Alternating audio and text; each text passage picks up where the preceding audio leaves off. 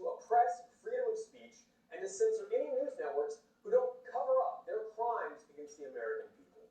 Censorship is the last resort of a government gone rogue, when they know the only way to continue carrying out their criminal activities and shredding the Constitution of the United States is to ban the media from talking about it.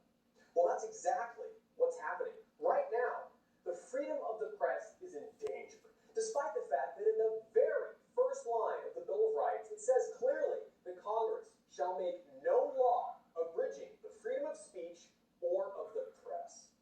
What is unclear about that? Sadly, for our lawmakers today, apparently none of that makes any sense at all.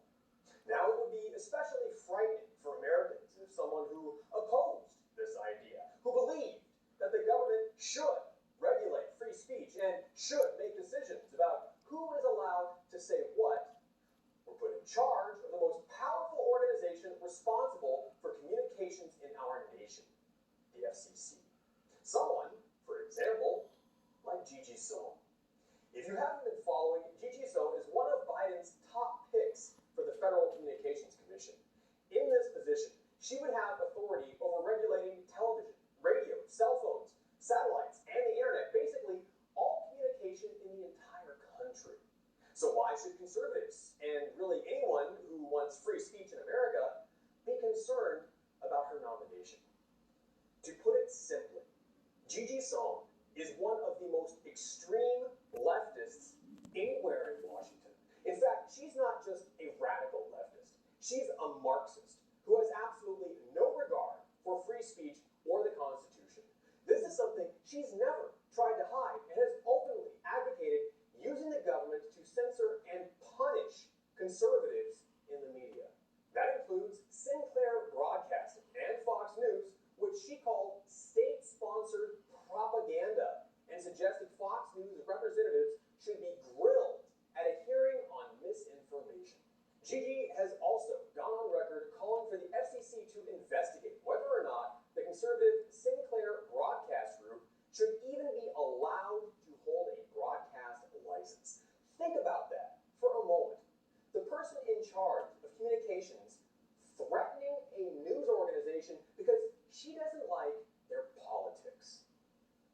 And if she becomes commissioner, she'll have the power to carry out those threats. Not only that, but the organization she co-founded, a left-wing think tank called Public Knowledge, recently came out and attacked OAN specifically, calling for AT&T to take us off the air. The group claimed that One American News peddles conspiracy theories and falsehoods that threaten our democratic institutions.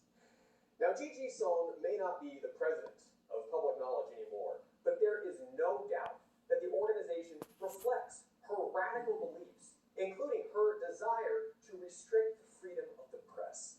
But that's no surprise, considering her close ties to billionaire and left-wing extremist George Soros. In fact, her organization has received over $1.1 million from George Soros' Open Society Foundation. On top of that, the Soros Foundation also named Sohn as an official Leadership in Government Fellow in the Open Society. So to reiterate, the person who could be in charge of our entire nation's communications is a fellow in George Soros' anti-American society that is working to destroy the country. That should tell you everything you need to know about her. If her nomination is approved, it's clear that Sohn would wield her power to silence any and all conservative news sources. So a Marxist like Gigi believes that right-leaning news organizations, like OAN, are a threat to democracy? Well, what's more fundamental to democracy than the right to make your voice heard? And she is the one trying to take that right away, trying to trample on our very First Amendment. Organizations like One American News and Fox News, we represent freedom of speech in this country. We represent a free press, plain and simple. Now, you may not care if Fox News or OAN are censored, but that won't be the end of it. If they discover they can revoke our rights under the guise of protecting democracy, then democracy is already dead. And all that's left are dictators issuing mandates that we have is attacked, all of us are in danger.